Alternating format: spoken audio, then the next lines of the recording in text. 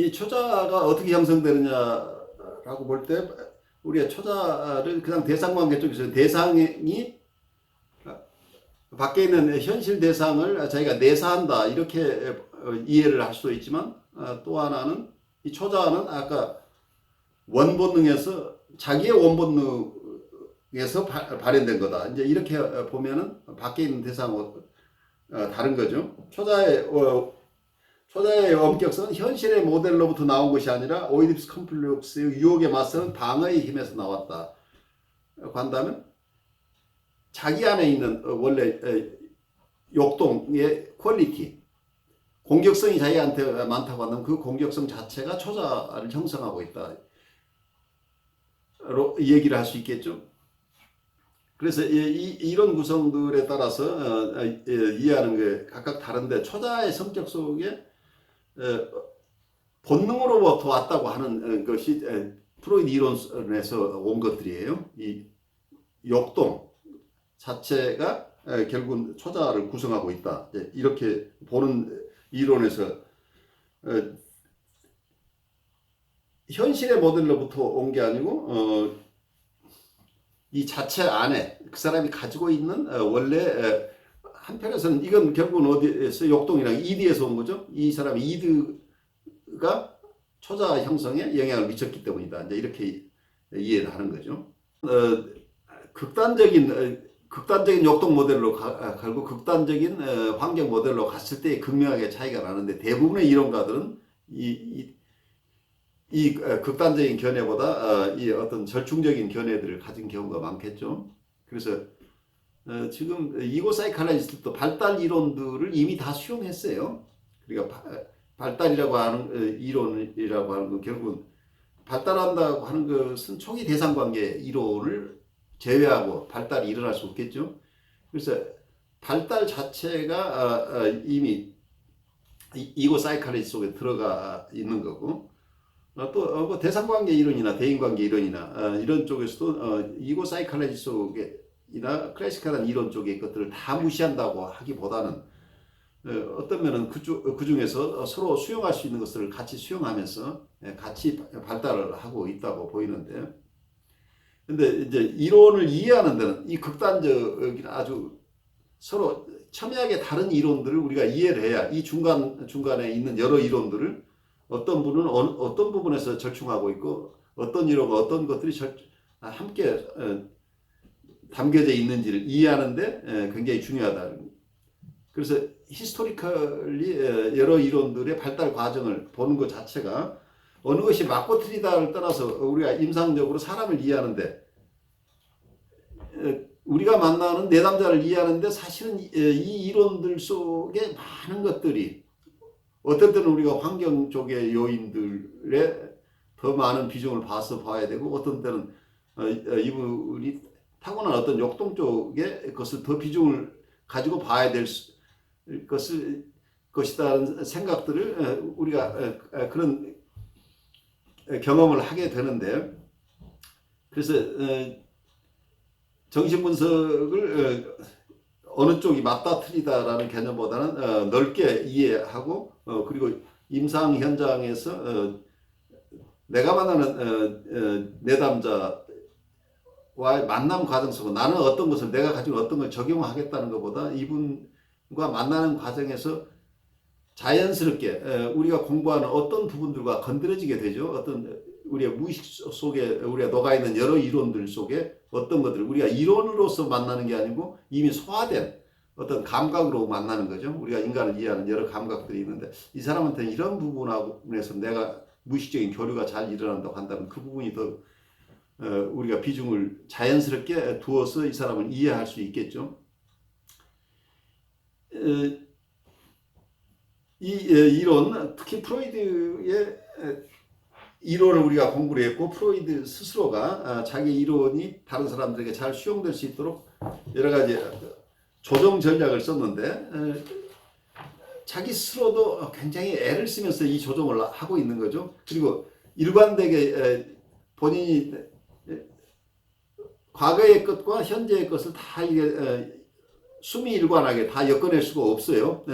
이론이 본인 스스로도 꽁충꽁충 뛰길 수도 있고 처음 얘기하고 전혀 다른 얘기를 할 수도 있고 또 한 번 얘기했다가 다시 뒤집기도 하고 여러 모습들이 일어나죠. 처음에 아까 얘기한 대로 처음에 디펜스 마들 쪽에서는 여러 가지 욕동 이론이 있기 이전의 단계에서는 억압이 어떻게 일어나는가 하는 거가 자기에게 뭔가 그것이 어떤 것이라고 규정하기보다는 일반적으로 수용되는 여러 가지 생각들 하고 전혀 다른 어떤 생각이 일어나게 되면 그거 자체가 수용될 수 없기 때문에 그걸 억압한다 해서 이걸 꼭 욕동 때문이라고 규정 짓지 않았어요. 처음에 초기에서는. 그래서 거기서는 어떤 오히려 관계 모델 쪽의 이론들이었다는 얘기 처음에는. 그러다가 본인의 어떤 중간에 유혹 이론이 등장하고 그리고 소망 모델 이런 여러 가지 과정들을 거치다가 욕동 이론으로 가면서 이제 욕동 중심의 이론을 극단적으로 발달시켰는데 나중에 본인의 극단적인 이론 가지고는 또 임상에서 많은 사람들을 수용할 수 없다는 것 때문에 이분이 또 다시 거기 자기 이론을 또 수정해 나가는 과정을 끊임없이 가죠. 그래서 이분은 자기가 세운 이론을 끊임없이 바꿔나갔기 때문에 프로이드를 우리가 공부하면서도 계속 어려운 게 계속해서 공부를 하지만 이분의 변화를 우리가 따라가는 것 자체가 이 사람 평생 한 일이니까 우리가 짧은 시간에 이분을 다 소화할 수는 없어요. 그렇지만 전반적인 흐름을 우리가 이해한다면 우리가 정신분석적인 측면에서 인간을 이해하는데 아주 좋은 인사이트를 우리가 계속해서 얻을 수 있을 것이라고 봐요. 왜 많은 정신분석가들이 환경 중심으로 임상을 할 수밖에 없느냐면 그러니까 이론상으로는 프로이드 얘기가 굉장히 파워풀한데 욕동 어떤 면에서 우리가 이건 단순하게 정신분석의 문제만은 아니죠. 인간을 이해하는데 네이처와 너처라는 이런 다툼은 계속해서 있어 온 거죠. 여러 분야에서 우리가 타고나는 것이냐 아니면 그렇게 양육된 것이냐 타고난 것이냐 아니면 네이처라고 한다면 우리가 타고난 것이지만 너처는 이 세상에서 어떻게 적용해 나가는 과정이냐 아니면 어떻게 누구의 돌봄을 어떻게 받았느냐 하는 쪽에 얘기했죠. 그래서 이걸 네이처다 너처다 얘기할 수 없고 결국은 이 두 가지가 다 합쳐질 수밖에 없겠죠. 타고난 부분과 환경이 만나면서 이 인격이 형성되는데 인격 패턴이 형성되는 과정 속에서는 타고난 부분과 그리고 환경이 함께 작용을 하는데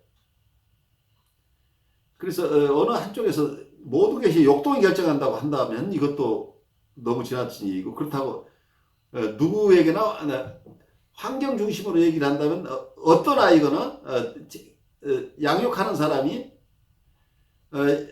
이 사람을 군인으로 키우고 싶다면 군인이 되고 내가 이 사람을 농부로 키우고 싶다면 농부가 되고 대통령을 키우다면 대통령을 키울 수 있고 뭐든 양육자가 계획하는 대로 사람을 키울 수 있다고 될 수도 있겠죠. 극단적으로 얘기하는 환경이라고 하는 게. 근데 어떤 이 두 가지가 다 너무 극단적인 얘기겠죠. 타고난 부분이 있지만 이 환경과 접목되면서 그 타고난 것이 잘 발현되는 사람도 있고 좋은 것을 가지고 있는 사람이 좋은 것을 잘 펼칠 수 있도록 환경이 도와줄 수도 있고 또 한쪽에서는 취약하게 태어났지만 연약한 점이 있지만 환경이 잘 보호해서 깨지지 않고 이게 잘 성장하는 경우도 있는데 상당한 자질을 가지고 태어났지만 환경이 너무 열악해서 이분이 잘 성장되지 않은 경우도 있을 수 있겠죠. 그래서 이 두 가지가 어떻게 교류가 일어나느냐는 정말 그 사람마다 각각 다른 포션이겠죠. 그러니까 어느 쪽에 어느 정도 영향을 미쳤느냐는 그 개개인마다 다를 거다는 얘기죠. 마이스라 어디선가 음성이 좀 들리는 것은 제가 조정을 해볼까요? 오케이, 됐어요. 그래서 누구에게나 환경의 요인과 타고난 부분이 있는데, 그러니까 어떤 사람은 굉장히 많은 어그레션을 가지고 태어난 사람, 어그레션이 어그레션이 없다고, 어쩌면 거의 추진력을 가지고 태어나지 못한 이런 사람도 있고, 어떤 사람은 굉장한 성적 욕동을 가지고 태어난 사람도 있고, 어떤 사람은 그게 미미한 욕동을 가지고 태어난 사람도 있을 수 있겠죠. 하지만 환경 쪽에서 또 이 사람이 타고난 욕동들을 잘 발현하도록 도와줬는지, 모든 욕동들을 다 억압하도록 했는지에 따라서 성격 유형들이 각각 달라질 수 있는데, 이 조합은 우리가 고등학교 때 순열 조합을 배웠지만, 이게 가지수가 너무도 엄청나게 많을 거다는 얘기예요. 각각 어느 한 사람도 이 비중이 고르게 양편 다 영향을 미쳤으리라고 우리가 얘기할 수 없겠죠. 그런데 중요한 것은 환경에서 오는 것들은 우리가 그 환경과 다른 환경을 제공함으로써 어느 정도 교정할 가능성이 있는데, 타고난 부분은 타고난 것을 우리가 이걸 리버스할 수는 없어요. 그래서 타고난 것 자체를 우리가 다시 조정해낼 수 없기 때문에, 이건 이미 기분이라는 얘기죠. 그러니까 전체적으로는 역동과 환경이 같이 맞물리지만, 어느 한 사람의 개인의 역사로 본다면 이 개인의 역사는 이미 자기가 타고난 걸 가지고 살아가야 되는데, 그뒤부터는 환경이 결국은 이 사람을 다 결정했다고 볼 수밖에 없잖아요. 그러니까 개개인의 입장에서 본다면 타고난 것이 중요한 게 아니고 결국 환경이라는 얘기죠. 그러니까 저는 그런 점에서 봐요. 전체적으로는 역동 이론도 파워풀하고 환경이도 둘 다가 굉장히 일리가 있는데, 임상가 입장에서는 이분의 타고난 부분에 어떤 취약한 점인가를 감안을 해야 되고, 그것도 잘 언더스탠드 해야 되지만, 하지만 이분이 타고난 부분에 대해서는 우리가 영향력을 미칠 수 없다는 것 때문에, 우리는 결국은 치료적인 주된 인터벤션은 이 환경에서 왔던 것들을 어떻게 하면 다시 바꿔낼 수 있느냐 하는 쪽에 우리가 어텐션을 줄 수밖에 없다는 겁니다. 그래서 실제 영향을 미치는 것은 이 환경과의 관계에서, 그러니까 우리가 새로운 환경이 돼서 이 사람을 도와주는 방법밖에 없지 않느냐 하는 생각을 저는 해요. 그래서 역동 이론을 우리가 잘 이해해야 되지만, 임상가로서는 그분이 타고난 것은 이미 주어진 것으로 보고, 그 뒤에 이분의 삶의 역사를 잘 이해하면서 그 삶의 역사 속에서 이분이 지금 현재 삶의 패턴, 성격의 유형이 형성되어 왔다고 한다면, 그 중에서 어렵게 현실 부적응적으로 돼서 어려워하는 부분들을 어떻게 리버스해서 이분을 도와줄 수 있는가 하는 점에서 본다면, 우리는 이분들의 환경에 더 많은 관심을 가져야 되지 않겠느냐 하는 생각을 해봐요. 그런데 우리가 내담자를 돕는 과정이기 때문에, 우리가 환경 자체를 변화시키는 것은 아주 우리가 행운이 있는 경우 아니면 어렵다는 얘기. 가족 치료를 하거나 아니면 굉장히 협조적인 어떤 환경이어서 그분들이 적극적으로 협력을 한다면 그게 가능한데, 많은 경우에는 우리가 내담자하고만 작업을 해야 될 수밖에 없는 상황도 있겠죠. 환경이 같이 협조할 수 있으면, 그러니까 성인이 아니고 아이들 치료에서는 굉장히 결정적이죠. 환경하고 적대적인 관계가 맺어지지 않고, 어쩌면 그 환경과 우리가 실제로는 아이들하고 치료동맹을 맺는 것보다 우선 부모하고 치료동맹이 맺어져야 할 상황이에요. 최소한 부모하고 적대적인 관계가 일어나면 안 되기 때문에.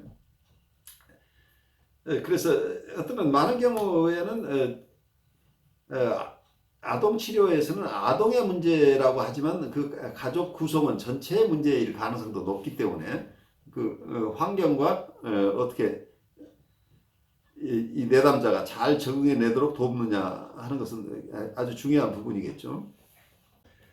정신분석에서 하고 있는 것은, 우리 분석가가 이 사람을 분석하지만 결국은 궁극적으로 이 사람이 분석가를 내면함으로써 자기가 셀프 어널리시스를 할 수 있어야 낫는 거죠. 그래서 자기가 자기를 바라볼 수 있는 리플렉션 능력이라고 하는 게 결국은 이 분석을 통해서 일어난다고 이제 보는 거죠. 자기 이해가 돼야 되니까 그것을 누가 이것은 좋고 나쁘고 가르쳐줘도 될 일이 아니고 자기 스스로의 이해가 일어난다고 하는 건 셀프 언더스탠딩, 그게 인사이트인데 그 인사이트는 결국은 셀프 리플렉션이고 다른 쪽으로 얘기하면 셀프 어널리시스죠. 자기 스스로 자기의 분석가가 돼줘야 된다는 얘기. 결국 그 얘기는 자기를 끊임없이 분석해주는 분석가를 자기 안에 내면하는 거죠. 그래서 자기가 어린 시절에는 어때요? 우리가 어머니나 아버지를 내면화함으로써 자기 스스로 자기를 지켜나가는 과정이잖아요. 성장한다는 게. 마찬가지로 분석을 통해서는 분석가를 내면하는 작업이 그 분석가와 동일시가 일어나야 되는데 이 동일시 과정을 통해서 분석가가 가지고 있는 특성을 자기 것으로 가져오는 거죠. 그래서 분석가가 분석해 주시는 대신에 자기가 자기를 분석할 수 있으면 이제 치료가 엄청나게 진전이 되는 거죠. 그리고 독립할 시기가 되는 거죠. 아이가 부모를 자기 내면화해서 자기 슈퍼이고가 생겼다고 하면 아이는 우리를 떠날 준비가 다 돼 있다는 얘기예요. 그래서 분석가를 내면화할 만큼 돼야 되는데 제일 어려운 게 뭐냐면은 부모를 내면화하는데 부모가 어떤 면에서는 자기를 항상 버리고 아니면 아까 얘기한 대로 오버프로텍티브한 부모나 아니면 자기를 끊임없이 디나이얼하는 부모나 자기를 인정해주지 않는 부모를 내면화하게 되면 가혹한 초자가 이루어지는 거다. 마찬가지로 분석가가 분석가로서의 충분하게 이 사람을 돌볼 수 있는 힘을 가진 분석가가 내면화돼야 되는데 불안한 분석가를 만났다고 한다면 이 사람이 내면화하는 자기 안에 내면화하는 분석가도 불안한 분석가가 되어버린다고 한다면 그 분석가 스스로가 분석되지 않으면 다른 사람을 도울 수 없다고 하는 게 이 부분이에요. 자기가 자기 이슈가 누구도 완벽하게 하지 못하지만 이 세상을 살아갈 만한 건강한 셀프를 가진 사람이면 이걸 동일시했을 때 문제가 없는데 분석가가 자기 스스로 안정되어 있지 않고 심한 불안이나 우울이나 이 문제를 가지고 있다고 한다면 이 대상을 내면화하는 어떤 내담자가 여기서 큰 도움을 받기 어렵다는 얘기죠. 신앙의 발달 단계에서도 어떤 면에서는 God representation이라는 어떤 하느님 표상을 우리가 다 가지고 있는데 그 하느님 표상의 질이 또 문제란 말이에요. 우리가 부모님 대상을 우리 안에 가지고 있어요. 그러니까 페어런트 이마고가 우리한테 있는데 그러니까 페어런트 레프레젠테이션이라고 얘기를 할까요? 마더 레프레젠테이션이나 파더 레프레젠테이션 자체가 이게 양질이어야 된단 말이에요. 관대하고 자기를 사랑해주는 대상이 내면화돼야 되는데 가혹한 대상이 내재화되면 이게 평생 어려운 것처럼 하느님의 표상도 많은 경우에 여러 경우에 보면 하느님 표상을 만드는데 하느님 표상의 원재료가 많은 경우 부모가인 경우들이 되게 많아요. 왜냐하면 부모님 표상이 하느님 표상하고 연결되는 경우들이 많기 때문에 그래서 부모님하고 관계가 좋으신 분들은 좋은 하느님, 관대하신 하느님을 표상을 가진 분이 많고 부모님하고 관계에서 굉장히 가혹한 초자를 경험하시는 분들은 하느님 표상도 굉장히 공의로우신 하느님, 엄격한 하느님의 표상을 갖는 경우들이 있다는 얘기예요. 그런데 보통 우리가 영성 쪽에서 얘기할 땐 그러니까 정신분석과 영성에서 만나는 지점에서 우리가 보통 이론에서는 어떻게 보느냐면 이 하느님 표상 자체는 하느님이 아니죠. 그런데 하나님 표상 자체가 이것은 우리의 내적 표상이라는 얘기죠. 그러니까 우리의 내적 대상의 하나로 보는데 실제 이 표상은 살아있는 하나님은 아니라는 얘기죠. 그래서 우리가 이 표상을 가지고 살지만 이 표상을 가지고 있는 것은 살아있는 하나님을 만나는 경험을 위한 표상일 뿐이지 실제 하나님이 아니라는 것을 우리가 인식해야 되는데 많은 경우에 각자가 가지고 있는 이 표상이 하나님이라고 믿어버리는 데 문제가 있다고 보는 거죠. 그래서 어떤 보통 관상기도라고 컨템포레티브 프레이어 쪽에서 보는 것은 그러니까 살아있는 하나님을 만나는 과정, 인내롭게 만나는 과정, 그래서 그분이 자기 스스로를 드러내는 것을 인내롭게 기다리는 것이 기도다. 이런 개념을 써요. 그래서 자기가 가진 하나님 표상을 가지고 하나님을 판단하는 게 아니고 스스로를 드러내는 그분이 자기를 설명해 줄 때까지 우리는 기다려야 된다 하는 개념. 왜 그러냐면 우리의 내적 표상 자체는 우리가 하나님을 만나기 위한 하나의 중간 다리일 뿐, 어떤 중간 대상이라고 얘기를 할 수 있겠죠. 중간 대상, 이 개념을 가지고 애써서 하나님을 찾겠다는 것이지, 실제 우리가 만나야 될 분은 우리가 가지고 있는 표상이 아니고 살아있는 그분이다. 이제 이런 개념으로 정신분석과 영성을 연결하는 이론들이 많이 있어요. 이제 그 부분은 나중에 우리가 또 한번 공부할 기회가 있었으면 좋겠어요.